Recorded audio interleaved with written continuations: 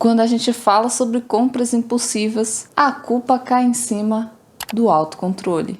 Mas, se estivermos olhando o problema pelo ângulo errado, um estudo em psicologia do consumidor nos mostra que existe uma pergunta que a gente tem que fazer antes.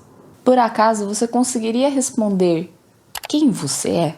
Aliás, prazer, meu nome é Viviane Jang, seja bem-vindo ao meu canal. E aqui a gente fala sobre dinheiro e sobre decisões que ajudam você a viver os seus planos. Quando eu comecei a ler esse artigo eu pensei, tá, mas o que saber quem você é tem a ver com gastar o dinheiro? Me diz aqui se você também não achou estranho essa relação. Os autores eles começaram a pesquisa definindo mais ou menos o que seria Self-Concept Clarity, ou clareza do autoconceito. Dizendo em poucas palavras, uma definição simples, esse conceito tem muito a ver com você saber responder à pergunta: você sabe dizer com clareza quem você é? Parece simples, mas será que é mesmo? Eu fiquei até curiosa para entender qual é esse conceito. Eu fui atrás do questionário que eles dão para os participantes. E no começo eu achei que eu ia encontrar algo do tipo: o seu resultado deu alto, o seu resultado deu baixo. Mas ele me deu um número. Acho que tinha dado 3,8, sei lá. E aí eu fiquei, tá, e o que esse número quer dizer? E foi aí que eu percebi que entender esse conceito não é tão simples quanto responder um questionário. Quando alguém pergunta quem você é, várias perguntas surgem na nossa cabeça. Geralmente você tenta responder qual é a sua profissão, qual é o seu hobby, as suas características físicas, os seus traços de personalidade. Tudo isso acho que está dentro da identidade para você tentar dizer quem você é. E eu fico tão curiosa para saber como você responde essa pergunta. E se de repente foi fácil para você, me conta aqui nos comentários. Então, saindo das minhas divagações e voltando para a pesquisa, o que os autores eles queriam descobrir? Eles queriam entender se existia uma relação entre a clareza do autoconceito com gastos discricionários. Então, falando rapidamente como é que eles fizeram esse estudo, eles mediram a clareza do autoconceito dos participantes e aí avaliaram com relação à tendência para gastos discricionários. Então, só dando um adendo, ter clareza do autoconceito não necessariamente significa somente você saber quais são as suas características, mas significa que essas características são claras, consistentes e estáveis ao longo do tempo. Então seria o caso de uma pessoa que não muda a percepção que tem sobre si quando sofre uma crítica ou quando alguém elogia, que ela é independente de opiniões externas. E você vê, por exemplo, pode existir uma pessoa que ela gosta de aventura nas viagens, mas ela gosta da rotina do trabalho. Essas duas características, elas não são incoerentes entre si. O importante é entender que essas duas características elas consigam coexistir juntas dentro dela. E aí você deve estar pensando, tá, mas o que isso tem a ver com os gastos, né? E é aqui que vai o resultado do estudo. Os pesquisadores viram que pessoas que possuem menor clareza do autoconceito, elas têm uma maior tendência ao gasto discricionário. Só que a pergunta que fica é, por quê?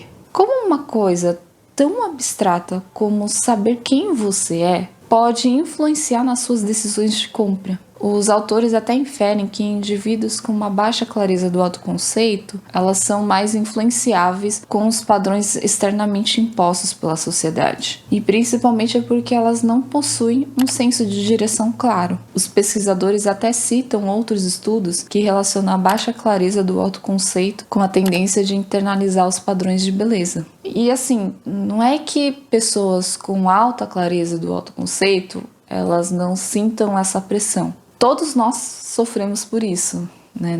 A gente vive em sociedade, não tem como dizer que a gente não passa por isso. Mas a hipótese do artigo é que eles conseguem filtrar esse tipo de influência porque eles têm um padrão interno mais claro. Então, só que eu já achei muito interessante o que o artigo nos traz. Só que tudo isso me fez pensar na seguinte pergunta: como é que a gente consegue saber se a gente quer fazer uma compra porque a gente quer mesmo, porque isso faz sentido pra gente, ou se ela tá ocorrendo porque eu estou sendo influenciado pela sociedade, ou padrões externos ou coisas do tipo. Depois de ler esse artigo, eu acabei pensando em uma situação minha. Desde que eu comecei o canal, eu tenho alimentado uma vontade de comprar uma câmera nova, tudo e tal. E começou uma série, uma saga, de eu começar a ver quais câmeras os criadores de conteúdo usam e tudo e tal. E aí você entra numa pilha de câmeras e lentes e, nossa, é um novo mundo que se abre, né? E lógico, cada vez mais que eu ia assistindo os vídeos dessas pessoas, alimentava uma vontade maior de cada vez comprar aquela câmera. E quando eu li esse artigo, eu parei para pensar, será que essa compra não está sendo motivada ou influenciada pelo que eu ando assistindo dos outros criadores de conteúdo? Ou será que essa decisão de compra partiria de alguma coisa que faz sentido para mim mesma? E para falar a verdade, ainda não cheguei numa resposta ainda. Até que eu adiei essa compra, eu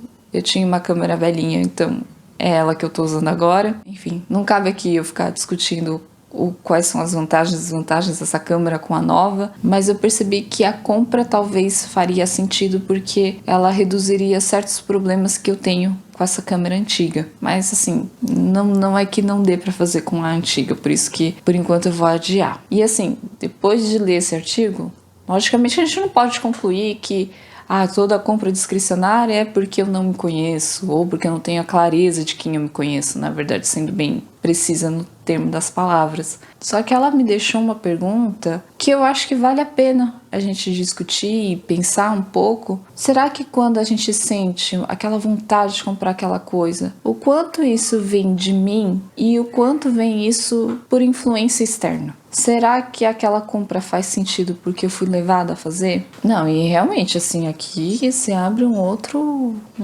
mundo paralelo. E a gente não precisa nem pensar em compras discricionárias. Uma coisa que eu vejo muito é que o brasileiro tem muito desejo de ter uma casa própria. O quanto isso vem de cultura e o quanto isso será que faz sentido para nós mesmos? Sei, são perguntas meio difíceis de responder. Se essa pergunta desperta alguma coisa em você, e se você sente que ainda está tentando descobrir quais decisões fazem sentido para você, é esse tipo de conversa que eu tenho nas minhas mentorias. O link tá na descrição.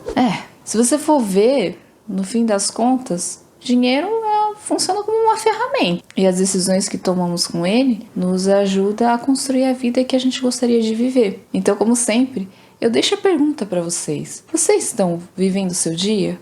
Ou vocês estão vivendo seus planos? Se essa conversa fez sentido para você, considere se inscrever no canal. A gente se vê no próximo vídeo. Beijos. Tchau, tchau.